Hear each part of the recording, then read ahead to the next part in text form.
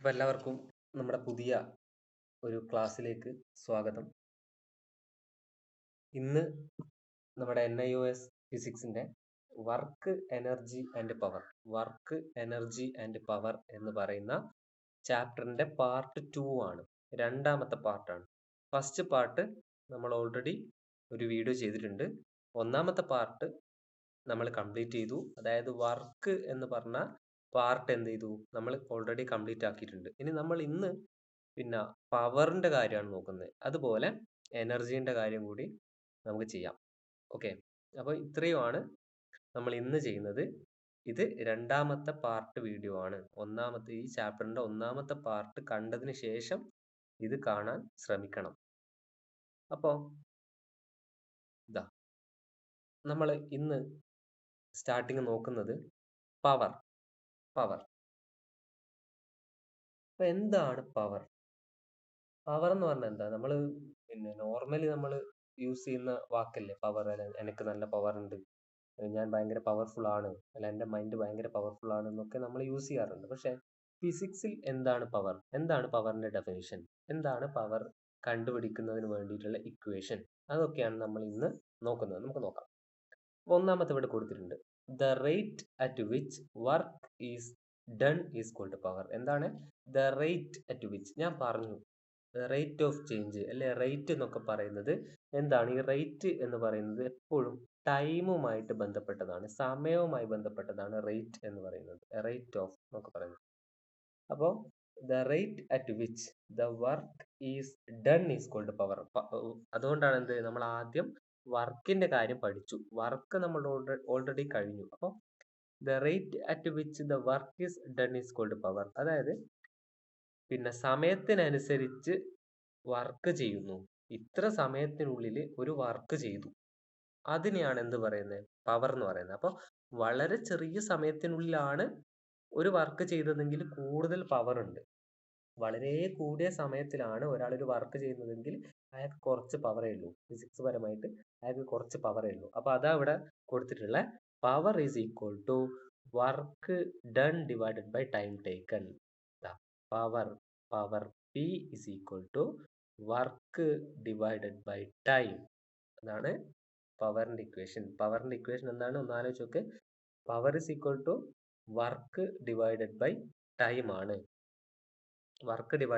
ആണ്.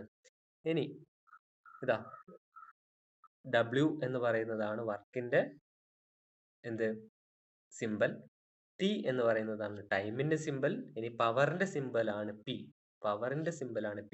ഇവിടെയുള്ള delta W delta T എന്ന് പറയുന്നത് ചേഞ്ച് ഇൻ വർക്ക് അല്ലെ ചേഞ്ച് ഇൻ ടൈം. സമയം ഇങ്ങനെ മാറിക്കൊണ്ടിരിക്കുകയാണല്ലോ, അതുകൊണ്ടാണ് ഡെൽറ്റ കൊടുത്തിട്ടുള്ളത്. അപ്പം ഇനി എന്താണ് പവറിന്റെ യൂണിറ്റ്?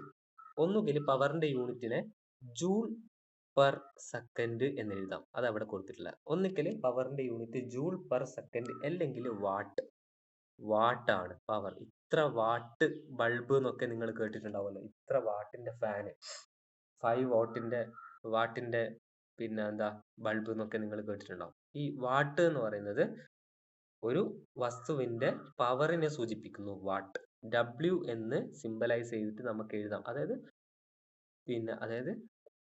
16 വാട്ട് എന്ന് വേണമെങ്കിൽ ഇത് വായിക്കാം. 16 വാട്ട്. ഓക്കെ, പവറിന്റെ സിമ്പൽ എന്താ? പവറിന്റെ സിമ്പൽ P തന്നെയാണ്. യൂണിറ്റ് കിട്ടി. ഇനി SI യൂണിറ്റ് ഓഫ് പവർ എന്ന് പറയുന്നത് അവിടെ വാട്ടാ വരുക. അവിടെ ജൂൾ പെർ സെക്കൻഡ് അല്ല. SI യൂണിറ്റ് ഓഫ് പവർ എന്ന് പറഞ്ഞു കഴിഞ്ഞാൽ അത് വാട്ടാണ്. ഇനി ഇതാ 1 കിലോ വാട്ട്. 1 kilo watt. ഒരു കിലോ എന്ന് പറഞ്ഞാൽ എപ്പോഴും എന്താ 1000 ആണ്. കിലോ എന്ന് പറഞ്ഞാൽ എപ്പോഴും എന്താ 1000 ആണ്. അപ്പൊ 1 കിലോ വാട്ട് എന്ന് പറഞ്ഞാൽ 10⁻³ വാട്ട്. ഈ 10⁻³ എന്നതുകൊണ്ട് ഉദ്ദേശിക്കുന്നത് 1ഉം 10ന്റെ മുകളിൽ എത്രയുള്ളത്? സോറി, 0ന്റെ മുകളിൽ 3 അല്ലേ ഉള്ളത്? 3 പൂജ്യം വരിക. ഇനി 0ന്റെ മുകളിൽ 4 ആണെങ്കിൽ 4 പൂജ്യം. അതായത് 1000 എന്നതാ ഉദ്ദേശിക്കുന്നത്. അതായത് 1 കിലോ എന്ന് പറഞ്ഞു കഴിഞ്ഞാൽ 1000 ആണല്ലോ. കിലോ 1000 ഗ്രാം അങ്ങനെ മനസ്സിലാക്കുക. അപ്പൊ 1 കിലോ വാട്ട് എന്ന് പറഞ്ഞു കഴിഞ്ഞാൽ 10⁻³ വാട്ട്, അതായത് 1000 വാട്ട് ആണ്. 1 മെഗാവാട്ട് എന്ന് പറഞ്ഞു കഴിഞ്ഞാൽ 1 കഴിഞ്ഞിട്ട് 6 പൂജ്യങ്ങൾ വരുന്നത്, ഒന്നും കഴിഞ്ഞ് 6 പൂജ്യങ്ങൾ വരുന്ന സംഖ്യയാണ് 1 മെഗാവാട്ട്. 10⁶ വാട്ട് ആണ്. 1 ഹോഴ്സ് പവർ നിങ്ങൾ എപ്പോഴും കേൾക്കാറുണ്ട്. അതായത് വളരെ വലിയ എന്താ മെക്കാനിസം യൂസ് ചെയ്യുന്ന ചില സ്ഥലങ്ങൾ, അല്ലെങ്കിൽ വളരെ വലിയ ജനറേറ്റ് ഇതുണ്ടല്ലോ, മറ്റേ പവർ ഉണ്ടാക്കുന്ന കുറെ സാധനങ്ങളുണ്ട്, അല്ല ജനറേറ്റർ, അതുപോലെ വലിയ വലിയ മോട്ടോർ.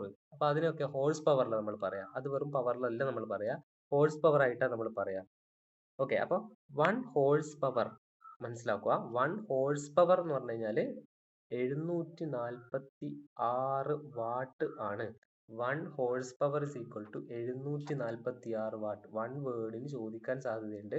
അതുപോലെ ചില ചോദ്യങ്ങളും എന്ത് ഹോഴ്സ് പവറിൽ തന്നു കഴിഞ്ഞാൽ നിങ്ങൾ ഏടത്തേക്ക് മാറ്റേണ്ടി വരും, വാട്ടിലേക്കൊക്കെ നിങ്ങൾക്ക് മാറ്റേണ്ടി വരും. ഹോഴ്സ് പവറിൽ തന്നു കഴിഞ്ഞാൽ ചിലത് വാട്ടിലേക്കൊക്കെ മാറ്റേണ്ടി വരും. അപ്പോഴും 746 വാട്ടാണ് 1 ഹോഴ്സ് പവർ എന്ന് ആലോചിക്കണം, അല്ലെങ്കിൽ അങ്ങനെ പഠിച്ചു വെക്കണം, എങ്കിലേ ഇത് ചെയ്യാൻ പറ്റുള്ളൂ.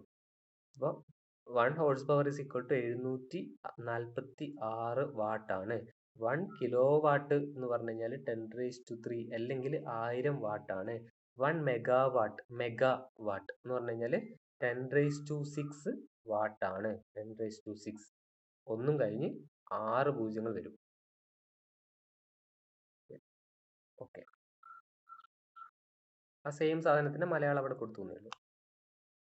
ഇനി ഒരു എന്താണ്, നമ്മൾ വർക്കിന്റെ പിന്നെ ഡയമെൻഷൻ പറഞ്ഞതുപോലെ, വർക്കിന്റെ ഡയമെൻഷൻ നമ്മൾ പറഞ്ഞു അല്ലെ, അതുപോലെ പവറിന്റെ ഡയമെൻഷൻ ആണ് ഇവിടെ കൊടുത്തിട്ടുള്ളത്. ml² T⁻³ എന്നുള്ളതാണ്.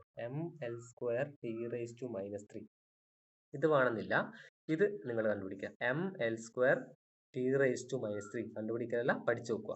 ഓക്കെ, പവറിന്റെ ഡയമെൻഷണൽ ഫോർമുല, പവറിന്റെ ഡയമെൻഷൻ അല്ലെങ്കിൽ ഡയമെൻഷണൽ ഫോർമുല. ഓക്കെ അല്ലേ? ഇനി ഇവിടെ ഒരു ചോദ്യം, ഒരു ക്വസ്റ്റ്യൻ കൊടുത്തിട്ടുണ്ട്, ഒന്ന് ശ്രദ്ധിക്കണേ. ഒന്നാമത്തെ ചോദ്യം ഒന്ന് ശ്രദ്ധിക്കാം. A body of mass 100 kilogram, mass 100 kilogram lifted through a distance of 8 metre. എത്രയാ അപ്പൊ ഡിസ്റ്റൻസ്? എത്രയാ? 8 മീറ്റർ. ടൈം എത്ര സെക്കൻഡാ? 8 മീറ്റർ 10 സെക്കൻഡ് അല്ലെ? 10 സെക്കൻഡ്. നിങ്ങൾ എഴുതുമ്പോ കിലോഗ്രാം, മീറ്റർ, സെക്കൻഡ് ഒക്കെ എഴുതണേ. Calculate the power of the lifter. അതായത് എ ബോഡി ഓഫ് മാസ് 100, ഒരു ബോഡി ഉണ്ട്, അതിന്റെ വെയിറ്റ് എത്രയാ? വെയിറ്റ് അവിടെ കൊടുത്തു, മാസ് എത്ര? 100 kilogram. Lifted through a distance. Lifted എന്ന് പറഞ്ഞാൽ എന്താ? മേലോട്ടേക്ക് പൊന്തിക്കുക. ലിഫ്റ്റഡ് എന്ന് പറഞ്ഞു കഴിഞ്ഞാൽ മുകളിലേക്ക് ഉയർത്തുക, ലിഫ്റ്റ് ചെയ്യുക. Through a distance of 8 metre. എത്രയാ? 8 മീറ്ററിൽ അത് ഉയർത്തി. എത്ര സെക്കൻഡ് കൊണ്ട്? 10 സെക്കൻഡ് കൊണ്ട് മേലോട്ടേക്ക് ഉയർത്തിയിട്ടുണ്ട്. ഞാൻ മാറ്റുന്നുണ്ടേ. 10 എത്രയാ? പിന്നെ ഇവിടെ മാസ് എത്രയാ?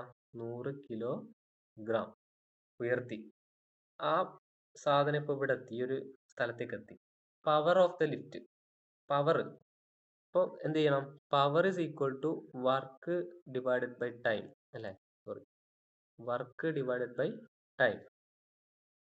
ഈ ഒരു സിറ്റുവേഷൻ, സെയിം സിറ്റുവേഷൻ നമ്മൾ കഴിഞ്ഞ ക്ലാസ് പറഞ്ഞിട്ടുണ്ട്. നിങ്ങൾ പഠിച്ചവർക്ക് അല്ലെങ്കിൽ ക്ലാസ് കണ്ടവർക്ക് മനസ്സിലായിട്ടുണ്ടാവും. ഒരു സാധനം ഒരു സ്ഥലത്ത് നിന്ന് മേലോട്ടേക്ക് ലിഫ്റ്റ് ചെയ്തിട്ടുണ്ടെങ്കിൽ അവിടെ ഉണ്ടാവുന്ന വർക്ക് ഡൺ എന്ന് പറഞ്ഞു കഴിഞ്ഞാൽ mgh ആണ്. mgh ആണ്. അപ്പൊ mgh ബൈ ഇതാ, അത് അങ്ങനെ ഇവിടെ വന്നത് ഇതാ, ഈ mgh ബൈ ടി. ഇവിടെ m എത്ര? 100 അല്ലെ? g 9.8 പറഞ്ഞു, h 8 ആണ്, t എത്രയാണ്? 10 സെക്കൻഡ് ആണ്. ഇത് ചെയ്ത് കഴിഞ്ഞാൽ ഇത്രയും വാട്ട്, 784 വാട്ട് ആണ് ഇവിടെ ഉണ്ടാവുന്ന പവർ. ശരി, convert 10 horsepower into kilowatt. Convert 10 horsepower into എന്ത്? Kilowatt. 1 ഹോഴ്സ് പവർ അല്ലെ? 1 ഹോഴ്സ് പവർ എത്രയാന്ന് പഠിച്ചു. തൊട്ട് പിന്നിൽ നമ്മളിപ്പോ പഠിച്ചിട്ടുള്ളൂ, നോക്കിക്കോളെ. 1 ഹോഴ്സ് പവർ എത്രയാന്ന് പഠിച്ചു? 746 വാട്ട് ആണെന്ന് പഠിച്ചു. 1 ഹോഴ്സ് പവർ 746 വാട്ട് ആണ് എന്ന് നമ്മൾ ഇപ്പൊ പഠിച്ചു. 10 ഹോഴ്സ് പവറിനെ എവിടത്തേക്ക് മാറ്റാനാ പറയുന്നത്? കിലോ വാട്ടിലേക്ക് മാറ്റാനാ പറയുന്നത്. ആദ്യം എന്ത് ചെയ്യാം, 1 ഹോഴ്സ് പവർ ഇത്രയാണെങ്കിൽ 10 ഹോഴ്സ് പവർ എത്ര വരും? ഇൻറ്റു 10 അല്ലേ അതവിടെ ചെയ്തിട്ടുള്ളത്. ഇതാ ഇത്രയും വാട്ടിലേക്ക് മാറ്റി. അപ്പോൾ ഇനി ഈ വാട്ടിനെ കിലോ വാട്ടിലേക്ക് മാറ്റണം. ഓക്കെ, കിലോ വാട്ടിനെ വാട്ടിലേക്ക് മാറ്റാണെങ്കിൽ 1000 കൊണ്ട് ഗുണിച്ചാൽ മതി. എന്നാൽ വാട്ടിനെ കിലോ വാട്ടിലേക്ക് മാറ്റണമെങ്കിൽ 1000 കൊണ്ട് ഹരിക്കണം. അപ്പൊ ഇത് ചെയ്ത് കഴിഞ്ഞാലാണ് ഈ ഉത്തരം കിട്ടുക. ഓക്കെ, അങ്ങനെയാണ് ഈ ചോദ്യം ചെയ്യേണ്ടത്. ഈ 2 ചോദ്യം ജസ്റ്റ് ഞാനിപ്പോൾ ചെയ്തേ ഉള്ളൂ. എല്ലാ ചോദ്യവും നമ്മൾ പിന്നെ ക്ലാസ്സിൽ ചെയ്യൂല, അതിന് മാത്രമുള്ള സമയം ഉണ്ടാവില്ല. നിങ്ങൾ ചോദ്യം നോക്കുക, ഉത്തരത്തിലേക്ക് നിങ്ങൾക്ക് എത്താൻ പറ്റും. ഇതുവരെ പഠിച്ച കുറെ കാര്യങ്ങളുമായിട്ട് കണക്ട് ചെയ്താൽ മതി. ഉത്തരത്തിലേക്ക് എത്താൻ പറ്റിയിട്ടില്ലെങ്കിൽ ജസ്റ്റ് ഒന്ന് ഉത്തരം നോക്കുക, ആ സ്റ്റെപ്പ് നോക്കുക, ഇനി കിട്ടുന്നുണ്ടോ നോക്കുക. പിന്നെന്ത് ചെയ്യാം, പിന്നെ സെയിം മോഡലിൽ വരുന്ന കാര്യങ്ങൾ നിങ്ങൾക്ക് ചെയ്യാൻ പറ്റും. ഓക്കെ, അപ്പൊ നമ്മൾ എന്ത് പഠിച്ചു? ആദ്യം വർക്ക് പഠിച്ചു, പവർ പഠിച്ചു. വർക്കും പഠിച്ചു, പവറും പഠിച്ചു. ഇനി വർക്ക് ആൻഡ് കൈനറ്റിക് എനർജി. വർക്കും എനർജിയും വന്നു. ഇപ്പൊ വർക്ക് ആൻഡ് കൈനറ്റിക് എനർജി രണ്ടും ഒരുമിച്ച് വന്നു. നോക്കാം എന്താ നോക്കാം. The capacity to do work is called energy. അപ്പൊ എന്താണ് എനർജി എന്ന് ചോദിച്ചു കഴിഞ്ഞാല്, the capacity to do work is called energy. ഒരു വർക്ക് ചെയ്യാൻ ആവശ്യമായ കപ്പാസിറ്റിയാണ് എനർജി എന്ന് പറയുന്നത്. എനർജിക്ക് നമ്മൾ ക്യാപിറ്റൽ ലെറ്റർ ഇ ആണ് കൊടുക്കുക. ഓക്കെ അല്ലേ? All moving objects possess energy. രണ്ടാമത്തെയാണ് വായിക്കുന്നത്. All moving objects possess energy because they can do work before they come to rest. We call this kind of energy as kinetic energy. അതായത് kinetic energy എന്താണെന്നാ പറയുന്നത്. Kinetic എനർജിയും potential എനർജിയും ഉണ്ട് എന്ന് ഞാൻ പറഞ്ഞിട്ടുണ്ടേ നേരത്തെ. കൈനറ്റിക് എനർജി എന്ന് പറഞ്ഞു കഴിഞ്ഞാൽ മൂവ് ചെയ്യുന്ന ഒബ്ജക്ട്സിന് ഉണ്ടാവുന്ന എനർജിക്കാണ് കൈനറ്റിക് എനർജി എന്ന് പറയാം. Kinetic energy is the energy because of their motion. Movement കാരണം, മൂവ്മെന്റ് കാരണം ഉണ്ടാവുന്ന എനർജിയാണ് kinetic energy. Kinetic energy is a scalar quantity. എന്താണ്? കൈനറ്റിക് എനർജിക്ക് എന്തില്ല? ഡയറക്ഷൻ ഇല്ല. ഡയറക്ഷൻ പറയാൻ പറ്റില്ല, അതുകൊണ്ട് അതൊരു സ്കേലാർ ക്വാണ്ടിറ്റി ആണ്. Equation of kinetic energy E is equal to, ഞാൻ ഇത് മുന്നേ പറഞ്ഞിട്ടുണ്ട്, half M V square. E is equal to half M V square ആണ് കൈനറ്റിക് എനർജിയുടെ ഇക്വേഷൻ. വളരെ പ്രധാനപ്പെട്ടതാണ്. കൈനറ്റിക് എനർജിയുടെ equation E is equal to half M V square. M എന്താ ഞാൻ പറയുന്നില്ല, അറിയാലോ. എം എന്താ? വി എന്താ? അത് ഞാൻ പറയുന്നില്ല, അറിയാലോ. എം എന്താന്ന് എഴുതണം, വി എന്താന്ന് എഴുതണം. എം മാസാണ്, വി എന്താണ്? വെലോസിറ്റി ആണ്. ഇക്വേഷൻ ഫോർ കൈനറ്റിക് എനർജി ആയി.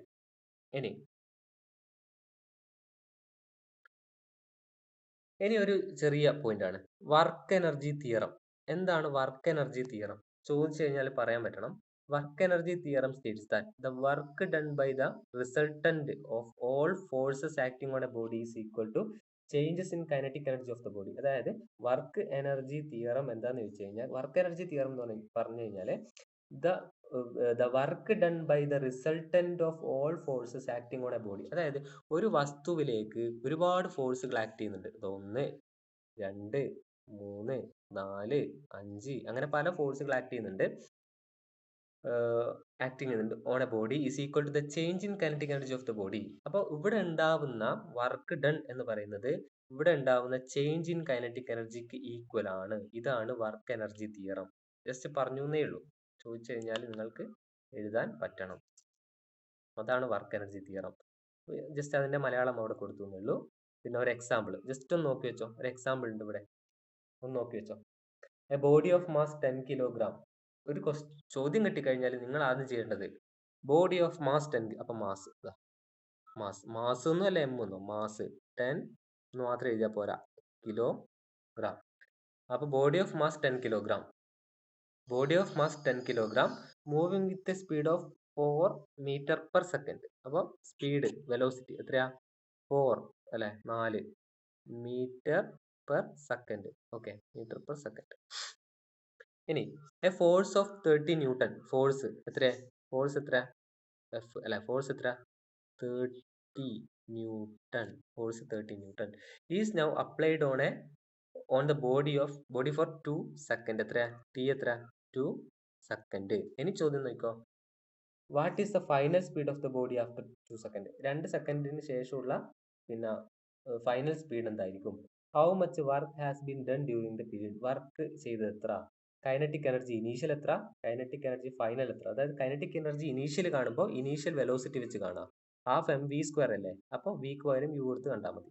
ഇവിടെ ഫൈനൽ വി വെച്ച് കാണാം. What is the distance cover during period? Distance, total distance. അതുപോലെ show that work done is equal to change in kinetic energy. അതായത് വർക്ക് ഡണ്ണ് കൈനറ്റിക് എനർജിക്ക് equal ആണ് എന്ന് തെളിയിക്കുക. എങ്ങനെയാ? ഇവിടെ വർക്ക് ഡണ്ണ് കാണുക, കൈനറ്റിക് എനർജി കാണുക, രണ്ടും സെയിം ആയിരിക്കും. ചേഞ്ച് ഇൻ കൈനറ്റിക് എനർജിയും കാണുക, അത് രണ്ടും സെയിം ആയിരിക്കും. അങ്ങനെയാണ് തെളിയിക്കല്. ഇതാണ് അതിന്റെ ആൻസർ. ജസ്റ്റ് ഒന്ന് നോക്കോ. ഓക്കെ, ആൻസർ ഞാൻ ഒന്ന് സൂം ചെയ്ത് തരാം. ജസ്റ്റ് നിങ്ങൾ പോസ് ചെയ്ത് നോക്കിയാൽ മതി. ആദ്യം ഇത് നോക്കാൻ പാടില്ല. ആദ്യം എന്ത് ചെയ്യണം? ഓക്കെ അല്ലേ? ആദ്യം എന്ത് ചെയ്യണം? നിങ്ങൾ ക്വസ്റ്റ്യൻ ചെയ്ത് നോക്കുക, സ്വമേധയാ ചെയ്ത് നോക്കുക. അതിനുശേഷം മാത്രം ഇത് നോക്കുക. ഓക്കെ, ഇനി മറ്റൊരു ചോദ്യം കൂടി ഉണ്ട്. ചോദ്യം നോക്കുക, ഒന്ന് പോസ് ചെയ്യുക, നിങ്ങൾക്ക് ചെയ്യാൻ പറ്റും. ഓക്കെ, ഓക്കെ അല്ലേ? ഒന്ന് പോസ് ചെയ്യുക, സ്ക്രീൻഷോട്ട് എടുത്ത് വെക്കുക.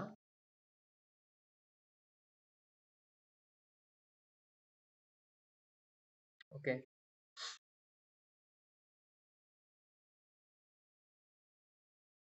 ഇനി കൈനറ്റിക് എനർജി പറഞ്ഞു കഴിഞ്ഞാൽ നമുക്ക് അടുത്ത പറയേണ്ട ഒരു സാധനമാണ് എന്ത്? Potential energy. പൊട്ടൻഷ്യൽ എനർജി നമ്മൾ പറഞ്ഞിട്ടുണ്ട്. എപ്പോ? വർക്ക് എടുക്കുമ്പോൾ നമ്മൾ പറഞ്ഞു വെച്ച കാര്യമാണ് അല്ലെ? ഒരു സാധനം പിന്നെ താഴെ നിന്ന് മേലോട്ടേക്ക് ലിഫ്റ്റ് ചെയ്യുകയാണെങ്കിൽ, ഇതവിടെ വരുന്നുണ്ട്. ഒരു സാധനം താഴെ നിന്ന് മേലോട്ടേക്ക് ലിഫ്റ്റ് ചെയ്യുവാണെങ്കിൽ അവിടെ അല്ലെങ്കിൽ ആ വസ്തുവിൽ ഉണ്ടാവുന്ന എനർജിക്ക് പറയുന്ന പേര്, അല്ലെങ്കിൽ ഒരു ഹൈറ്റിലേക്ക് കൊണ്ടുപോകുമ്പോൾ അവിടെ ഉണ്ടാവുന്ന എനർജിക്ക് പറയുന്ന പേരാണ് പൊട്ടൻഷ്യൽ എനർജി. അപ്പൊ എന്താണ് potential energy? Object possess another kind of energy due to their position in space. Position കാരണം ഒബ്ജക്റ്റിന് ഉണ്ടാവുന്ന എനർജിയാണ് potential energy. Example, gravitational potential energy possessed by the body. അതായത് ഒരു സാധനം താഴെ നിന്ന് മേലോട്ടേക്ക് കൊണ്ടുപോകുമ്പോൾ ഗ്രാവിറ്റേഷൻ കാരണം ഉണ്ടാവുന്ന എനർജി ഒരു ഉദാഹരണമാണ്. Potential energy in gravitational field. തൊട്ട് മുന്നേ നോക്കിയാണ് സെയിം സാധനം വരുന്നത്. എന്താണ്? ഒരു എച്ച് ഹൈറ്റിലേക്ക് എം മാസ് ഉള്ള സാധനം ഒരു ഫോഴ്സ് കൊണ്ട് മേലോട്ടേക്ക് കൊണ്ടുപോകുന്നു. താഴോട്ടേക്ക് എം ജി ആക്ട് ചെയ്യുന്നുണ്ട്. ഇനി work is equal to force into distance. അങ്ങനെയാണ് ഇവിടെ എം ജി എച്ച് വരുന്നത്. തൊട്ട് മുന്നത്തെ ക്ലാസ് പറഞ്ഞുകൊണ്ടാണ് സ്പീഡ് പോകുന്നത്. ഇവിടെ ഉണ്ടാവുന്ന എം ജി എച്ച് എന്ന് പറഞ്ഞു. ഇനി പിന്നെ ഇവിടെ ഉണ്ടാകുന്ന വർക്ക് പോസിറ്റീവ് ആണെന്നാണ് പറയുന്നത്. സത്യത്തിൽ പോസിറ്റീവ് അല്ല, നെഗറ്റീവ് ആണ്. ഓക്കെ, അത് വിട്ടേക്ക്. ഇനി ഗ്രാവിറ്റേഷണൽ പൊട്ടൻഷ്യൽ എനർജി എന്താണ്? Gravitational potential energy one word എങ്ങാനും ചോദിച്ചു കഴിഞ്ഞാൽ it has a capacity to do work. അപ്പൊ ഗ്രാവിറ്റേഷണൽ പൊട്ടൻഷ്യൽ എനർജിക്ക് എന്തുണ്ട്? പിന്നെ കപ്പാസിറ്റി ടു ഡു വർക്ക് ചെയ്യാനുള്ള ഒരു കപ്പാസിറ്റി ഉണ്ട് എന്ന് അവിടെ പറയുന്നുണ്ട്. ഒരു പോയിന്റ് ആണ്.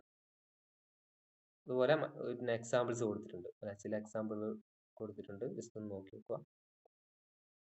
ഓക്കെ ആണല്ലോ? ഒന്ന് നോക്കി വെച്ചോ. ഉത്തരം ഇപ്പം നോക്കരുതേ. ഉത്തരം ഇപ്പം നോക്കണ്ട, ചോദ്യം നോക്കുക, അതിനുശേഷം ഉത്തരത്തിലേക്ക് വരിക. മറ്റൊരു ചോദ്യം, അതിന്റെ ഒരു ആൻസർ. ഞാൻ ഇവിടെ പറയുന്നേ ഉള്ളൂ. നിങ്ങളുടെ പാഠപുസ്തകത്തിൽ കൃത്യമായിട്ട് എല്ലാ ചോദ്യങ്ങളും കൊടുത്തിട്ടുണ്ട്. അപ്പൊ ഇവിടെ ജസ്റ്റ് പറഞ്ഞു വെക്കുന്നേ ഉള്ളൂ. നോക്കുക.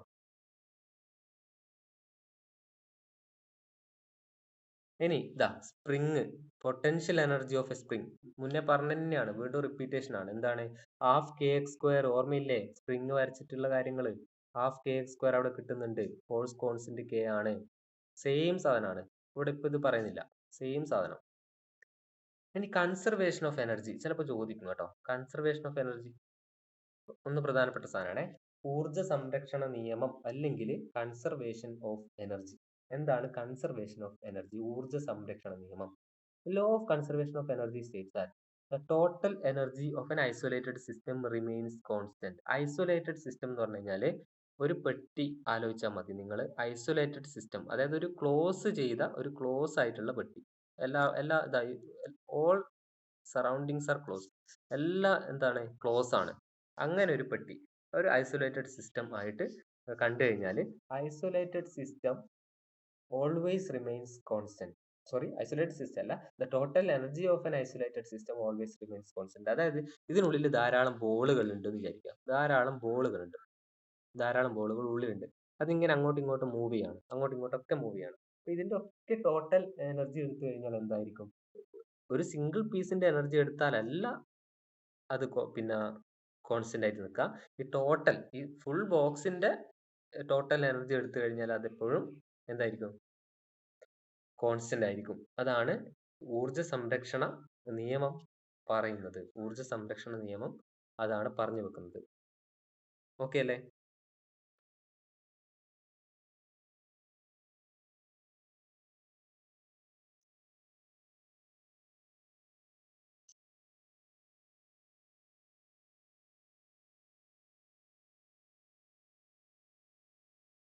ഓക്കെ, നോക്കാം. ഇത് നോക്കണ്ട, ഇത് മറ്റൊരു ക്ലാസ്സിലേക്ക് കൊടുത്തേ ഉള്ളൂ, അത് നോക്കണം.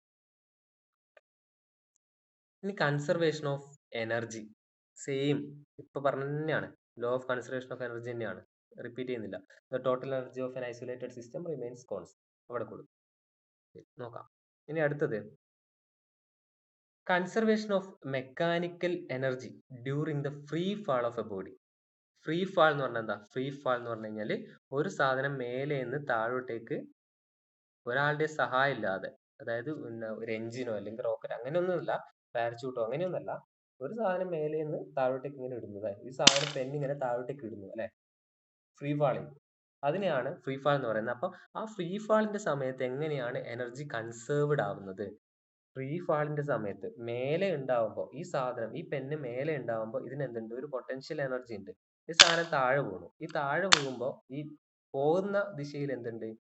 മോഷനാ ഉള്ളത്. അവിടെ എന്തുണ്ട്? കൈനറ്റിക് എനർജി ഉണ്ട്. താഴെ വീണ് കഴിഞ്ഞാലും എന്തുണ്ട്? ഒരു എനർജി ഉണ്ട്. അപ്പൊ നോക്കാം എങ്ങനെയാണ് ഈ പെണ്ണ് അല്ലെങ്കിൽ എന്തോ സാധനം ആ താഴെ വീഴുമ്പോൾ പിന്നെ എനർജി കൺസേർവ്ഡ് ആവുന്നത്, അത് നോക്കുന്നത്. ഇപ്പൊ ഇവിടെ പിന്നെ ഒരു വസ്തു കൊടുത്തിട്ടുണ്ടേ. എന്താണ്? മാസ് എന്ത് കൊടുത്തിട്ടുണ്ട്? മാസ് എം എന്ന് കൊടുത്തിട്ടുണ്ട്. h1 ഉയരത്തിലേക്ക് സാധനത്തിന് ആദ്യം ഉയർത്തുകയാണ്. h1 ഉയരത്തിലേക്ക് ഈ സാധനം എവിടത്തേക്ക്? h1 ഉയരത്തിലേക്ക്. ഇവിടുന്ന് ഇവിടത്തേക്ക് ഉയർത്തുകയാണ്. h1 ഉയരത്തിലേക്ക് ഉയർത്തുകയാണ്. ശേഷം h2വിലേക്ക് താഴ്ത്തുന്നു. ഈ സാധനത്തിനെ ഇവിടത്തേക്ക് ഉയർത്തിയതിനു ശേഷം എന്താക്കുന്നു? h2വിലേക്ക് ഇങ്ങനെ താഴ്ത്തുക ചെയ്യുന്നു. പി എന്ന പോയിന്റ് പിന്നെ ടോട്ടൽ എനർജി, പി എന്ന പോയിന്റിലെ ടോട്ടൽ എനർജി എന്താണ്? ഹയസ്റ്റ് പോയിന്റിലെ ടോട്ടൽ എനർജിക്ക് തുല്യമാണ്. അതായത് ഇവിടുത്തെ എനർജിയും തുല്യമാണ് എന്ന് എന്ത് ചെയ്യണം? നമ്മൾ തെളിയിക്കണം. നമുക്ക് നോക്കാം. ഓക്കെ, എങ്ങനെയാണത് പിന്നെ തെളിയിക്കാൻ വേണ്ടി കഴിയുക എന്ന് നോക്കാം. ഓക്കെ അല്ലേ? അപ്പൊ നമുക്ക് ഒരു ഇക്വേഷൻ നമ്മളെ കൈനറ്റിക്സ് എന്ന് പറഞ്ഞു കഴിഞ്ഞാൽ മൂവ്മെന്റുമായിട്ട് ബന്ധപ്പെട്ട കാര്യം. അപ്പൊ അതില് അല്ലെങ്കിൽ പിന്നെ ഒരു വസ്തു മേലെ നിന്ന് താഴോട്ടേക്ക് വീഴുന്നു എന്നൊക്കെ പറയുമ്പോൾ നമുക്ക് കുറച്ച് പിന്നെ ഇക്വേഷനുകളുണ്ട്. മൂവ്മെന്റുമായി ബന്ധപ്പെട്ടിട്ടുള്ള ചില ഇക്വേഷനുകളുണ്ട്. ആ ഇക്വേഷൻ ആണ് ഇവിടെ കാണുന്നത്. v² = u² + 2as എന്ന് പറയുന്ന ഇക്വേഷൻ. v² = u² + 2as അല്ലെങ്കിൽ 2gs. ഇവിടെയുള്ള a എന്തായി? ജിയിലേക്ക് മാറി. കാരണം എന്താണ്? ഇവിടെയുള്ള ആക്സലറേഷൻ ഫ്രീ ഫോൾ ആണ്. സംഭവിക്കുന്നത്. ഫ്രീ ഫോൾ സംഭവിക്കുമ്പോൾ a അല്ലെങ്കിൽ ഇങ്ങനെ ഒരു സാധനം താഴോട്ടേക്ക് പോകുമ്പോൾ ഇവിടെയുള്ള ഉണ്ടാവുന്ന ആക്സലറേഷൻ എന്ന് പറയുന്നത് g ആണ്. കാരണം എന്താ? താഴെ ഗ്രാവിറ്റി വലിച്ചുകൊണ്ടിരിക്കുകയാണ്, വേറൊന്നും ഇല്ല. പാരച്യൂട്ടോ അല്ലെങ്കിൽ അങ്ങനത്തെ വേറെ ഒരു സാധനവും ഇല്ല. അതുകൊണ്ട് a എന്ന് പറയുന്നത് g ആയിട്ട് മാറുന്നേ ഉള്ളൂ. ഇക്വേഷൻ ഇങ്ങനെയാ വരുന്നത്. v² = u² + 2as. പ്രധാനപ്പെട്ട ഇക്വേഷൻ ആണ്. ഇങ്ങനെയുള്ള ഫ്രീ ഫോളിങ് സമയത്തൊക്കെ നിങ്ങൾ യൂസ് ചെയ്യേണ്ട ഇക്വേഷൻ ഇതാണ്. ചിലപ്പോൾ വിയും യുവും ഒക്കെ തന്നിട്ടുണ്ടാവും. എസ് തന്നിട്ടുണ്ട്. എസ് എന്ന് പറയുന്നത് ഇവിടെ എസ് എന്ന് പറയുന്നത് ഡിസ്റ്റൻസ് ആണ്. ജി ഗ്രാവിറ്റി ആണ്. യു എന്ന് പറയുന്നത് ഇനീഷ്യൽ വെലോസിറ്റി, വി എന്ന് പറയുന്നത് ഫൈനൽ വെലോസിറ്റി. ഓക്കെ അല്ലേ?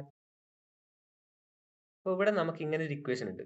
അപ്പൊ where u is the initial speed at h1, ഇവിടെ നോക്കിയാൽ മതി. h1 എന്ന് പറയുന്ന ഇതാണ് സാധനം. h1 എന്ന് പറയുന്ന സ്ഥലത്ത് u എന്താണ്? യു എന്താണ്? Initial velocity. ഇനീഷ്യൽ വെലോസിറ്റി 0 ആണല്ലോ, അവിടെ അനങ്ങുന്നില്ല. എസ് എന്താണ്? എസ് എന്ന് പറഞ്ഞ ഡിസ്റ്റൻസ്. ഇതാ ഇവിടുന്ന് ഈ ഒരു സ്ഥലത്ത് നിന്ന് ഇവിടത്തേക്ക് കൊണ്ടുപോവാണ്. അപ്പൊ എസ് എന്താ വരിക? ഡിസ്റ്റൻസ് h1 ആണ്. അപ്പൊ അതുകൊണ്ടാണ് ഇവിടെ എസ് h1 എന്ന് എടുത്തത്. അപ്പം എന്തായി? യു 0 ആയി. യു സ്ക്വയർ 0, യു 0 ആയതുകൊണ്ട് യു സ്ക്വയർ 0 ആയി. അതുകൊണ്ട് ഇങ്ങനെ ഒരു ഇക്വേഷനിലേക്ക് വന്നു. E square is equal to 0 square plus 2gs. S എന്തായി? എച്ചിലേക്ക് മാറി. ഈ എസ് എച്ചിലേക്ക് മാറി, h1ലേക്ക് മാറി. അപ്പൊ അതുകൊണ്ടാണ് v square is equal to 2gs. ഇനി kinetic energy at point P നമ്മൾ കണ്ടുപിടിക്കുകയാണ്. പോയിന്റ് പി എവിടെയാണ് വരുന്നത്? ഈ പോയിന്റിലുള്ള കൈനറ്റിക് എനർജി, അതായത് മേലെ നിന്നൊരു സാധനം താഴോട്ടേക്ക് വീഴുന്നു, ആ പോയിന്റ് പിയിൽ എത്തുമ്പോൾ ഉണ്ടാവുന്ന കൈനറ്റിക് എനർജി നമ്മൾ കണ്ടുപിടിക്കുന്നു. കൈനറ്റിക് എനർജി ഉള്ള equation kinetic energy is equal to half M V square ആണ്. Kinetic energy half M V square ആണ്. ഓക്കെ അല്ലേ? ശരി. അപ്പൊ നമ്മൾ എന്ത് ചെയ്തു? ഇതാ തൊട്ടിപ്പുറം എന്ത് ചെയ്തിട്ടുണ്ട്? വി സ്ക്വയർ നമ്മൾ കണ്ടുപിടിച്ച് വെച്ചിട്ടുണ്ട്. V square is equal to 2gh1. V square is equal to 2gh1. V square is equal to 2gh1 എന്ന് നമ്മൾ അപ്പുറം കണ്ടുവച്ചു. അപ്പൊ എന്താണ്? ഹാഫ് എം വി സ്ക്വയർ ആണ്. അതുകൊണ്ടാണ് ഇതാ ഇവിടെ m/2 ആയി. അതായത് ഹാഫ് എമ്മിനെയാണ് m/2 എന്ന് എടുത്തത്. അപ്പൊ m/2 into v square. V square ആണ് 2gh. അതങ്ങനെ തന്നെ ഇവിടെ സബ്സ്റ്റിറ്റ്യൂട്ട് ചെയ്തു എന്നേ ഉള്ളൂ. വി സ്ക്വയർ ആണ് 2gh. അങ്ങനെ എന്തായി? 2ഉം 2ഉം കട്ടായി പോയി, mgh1 എന്ന ഇക്വേഷനിലേക്ക് എത്തി. ഈ mgh1 ആണ് ഇവിടുത്തെ total energy at point P. P ഓർമ്മയില്ലേ? ഇതാ ഇവിടുത്തെ എനർജി നമ്മൾ കണ്ടുപിടിച്ചു. mgh1 ആണ് അവിടുത്തെ എനർജി. ഇനി നോക്കാം. Okay, the total energy at point P is kinetic energy plus potential energy. അതായത് ഇവിടെ ഉണ്ടാവുന്ന എനർജി എന്ന് പറയുന്നത്, ഇപ്പം നമ്മൾ എന്ത് കണ്ടുപിടിച്ചു? കൈനറ്റിക് എനർജി കണ്ടുപിടിച്ചു. പക്ഷെ ഇവിടുന്ന് ഇവിടത്തേക്ക് ഒരു ഉയരത്തിൽ തന്നെയല്ലേ അതുള്ളത്. അപ്പൊ അവിടെ എന്ത് കൂടെ വരും? പൊട്ടൻഷ്യൽ എനർജി കൂടെ വരും. അപ്പൊ കൈനറ്റിക് എനർജി ഇവിടെയുള്ള പിയിലുള്ള ടോട്ടൽ എനർജി എന്ന് പറയുന്നത് kinetic energy plus potential energy ആണ്. കൈനറ്റിക് എനർജി mgh1ഉം പൊട്ടൻഷ്യൽ എനർജി mgh2 ആണെങ്കിൽ ഇവിടെ കൊടുത്തിട്ടുണ്ട്. h1 പ്ലസ് h2 എന്താണ്? h1 പ്ലസ് h2 എന്താണ്? h ആണെന്ന് കൊടുത്തു. അതുകൊണ്ട് തന്നെ എന്താണ് നോക്കാം, mgh1 പ്ലസ് mgh2. ഇവിടുന്ന് mgയും mgയും കോമൺ ആയിട്ട് പുറത്തെടുത്താൽ h1 പ്ലസ് h2 എന്ന് കിട്ടും. h1 പ്ലസ് h2 ആണ് h. അതുകൊണ്ട് mgh എന്നുള്ള രീതിയിലേക്ക് വന്നു. അപ്പൊ നമ്മൾ എന്താ കണ്ടുപിടിച്ചത്? ഇവിടുന്ന് താഴോട്ടേക്ക് ഒരു കൈനറ്റിക് എനർജി, ഇവിടുന്ന് മേലോട്ടേക്ക് ഒരു പൊട്ടൻഷ്യൽ എനർജി. അപ്പൊ ഇവിടെ ഉണ്ടാവുന്ന എനർജിയും എന്താണ് ഇപ്പോ? സെയിം ആണ്. അപ്പൊ this is same as potential energy at height point P. അതായത് മേലെ നിന്ന് താഴോട്ടേക്ക് വീഴുന്ന കൈനറ്റിക് എനർജിയും പിന്നെ അവിടെ ഉണ്ടാകുന്ന എനർജി ഒക്കെ കൂട്ടി കഴിഞ്ഞപ്പോൾ എന്ത് ചെയ്തു? നമുക്ക് ഓൾറെഡി കിട്ടേണ്ട എനർജി അവിടെ കിട്ടി. mgh എന്ന് പറയുന്ന എനർജി അവിടെ കിട്ടി. അപ്പൊ ഇതാണ് എന്ത്? ടോട്ടൽ എനർജി ഈസ് കൺസേർവ്ഡ് എന്ന് നമുക്ക് വേണമെങ്കിലല്ല നമുക്ക് പറയാം. അതുകൊണ്ട് തന്നെ ഇവിടെ ഉണ്ടാവുന്ന energy total energy is conserved. ഇങ്ങനെയാണ് ഒരു ഡെറിവേഷൻ ചെയ്യേണ്ടത്. ഞാനിപ്പോ പറഞ്ഞ എന്താ? ഡെറിവേഷനാ. എന്തിനുള്ള derivation? Conservation of mechanical energy during free fall. Free fall ചെയ്യുന്ന ഒരു ബോഡിയുടെ എനർജി കൺസേർവ്ഡ് ആയിരിക്കും എന്ന് തെളിയിക്കാൻ പറഞ്ഞാൽ നിങ്ങൾ ചെയ്യേണ്ടത് ഇങ്ങനെയാണ്. ഇമേജ് വരക്കുക, ഈ ഇക്വേഷൻ ഓർമ്മ വേണം. ഈ ഇക്വേഷനിൽ നിന്ന് ബാക്കി നമ്മളിപ്പോ പറഞ്ഞു. മനസ്സിലായിട്ടെങ്കിൽ ഒന്നും കൂടി ബാക്കോട്ട് പോയിട്ട് നോക്കുക. ഓക്കെ, അപ്പൊ ഇങ്ങനെയും പറഞ്ഞ് ലാസ്റ്റ് ഇതും കൂടി പറയണം. therefore അല്ലെങ്കിൽ thus the energy total energy of this system is conserved, അല്ലെങ്കിൽ total energy is conserved എന്ന് പറഞ്ഞു നിർത്തണം. അപ്പോഴാണ് എന്ത് ചെയ്യുക? ഈ ഡെറിവേഷൻ കംപ്ലീറ്റ് ആയി. ഈ ഡെറിവേഷൻ എന്ത് ചെയ്തു? കംപ്ലീറ്റ് ആയി. ഇനി നമുക്ക് എന്താ നോക്കണ്ടേ? Conservative and dissipative forces. Conservative and dissipative, രണ്ട് തരത്തിലുള്ള ഫോഴ്സുകൾ ഉണ്ട് എന്ന് നമ്മൾ അടുത്ത പറയാൻ പോകുന്നത്. രണ്ട് തരത്തിലുള്ള ഫോഴ്സുകൾ, ഒന്ന് കൺസർവേറ്റീവ് ഫോഴ്സും മറ്റൊന്ന് ഡിസിപ്പേറ്റീവ് ഫോഴ്സും. കൺസർവേറ്റീവ് എനർജി നമ്മൾ പഠിച്ചല്ലോ, അതുപോലെ തന്നെ കൺസർവേറ്റീവ് ഫോഴ്സ് ഏകദേശം ആ ഐഡിയ തന്നെ ഉണ്ടാവാം. ഇനി ഡിസിപ്പേറ്റീവ് ഫോഴ്സ് അല്ലെങ്കിൽ നോൺ കൺസർവേറ്റീവ് ഫോഴ്സ്. കൺസർവേറ്റീവ് ഫോഴ്സും നോൺ കൺസർവേറ്റീവ്, ഒരു ടേബിൾ വരച്ചു കഴിഞ്ഞാൽ conservative force, non conservative force, രണ്ട് ഫോഴ്സ്. ഇതാണ് എന്ത് ചെയ്യുന്നത്? നമ്മൾ അടുത്ത ക്ലാസ്സിൽ പഠിക്കാൻ വേണ്ടി പോകുന്നത്. ഇത് ഈ ക്ലാസ്സിൽ നമ്മൾ നോക്കുന്നില്ല, അരമണിക്കൂറായി. അപ്പൊ ഇന്നൊരു ഡെറിവേഷനിൽ വന്നുകൊണ്ട് എന്താണ്, നിങ്ങളെ തലയൊന്ന് പെരുത്തു പോയിട്ടുണ്ടാവും അല്ലെ? പേടിക്കാനൊന്നുമില്ല, ഒന്ന് നോക്കിക്കഴിഞ്ഞാൽ കിട്ടാവുന്നതേ ഉള്ളൂ. ഇന്ന് എടുത്ത കാര്യങ്ങൾ ഇത്രയാണ്. ഓക്കെ. ഇത്രയും കാര്യങ്ങൾ നമ്മൾ ഇന്ന് എടുത്തു. ഇന്നത്തെ ക്ലാസ് നമുക്ക് സ്റ്റോപ്പ് ചെയ്യാം. ഇതിന്റെ അടുത്ത ഒരു പാർട്ട്, ഒരു മൂന്നാമത്തെ പാർട്ടുമായിട്ട് നമുക്ക് അടുത്ത ഒരു ദിവസം കാണാം. ഓക്കെ, ശരി.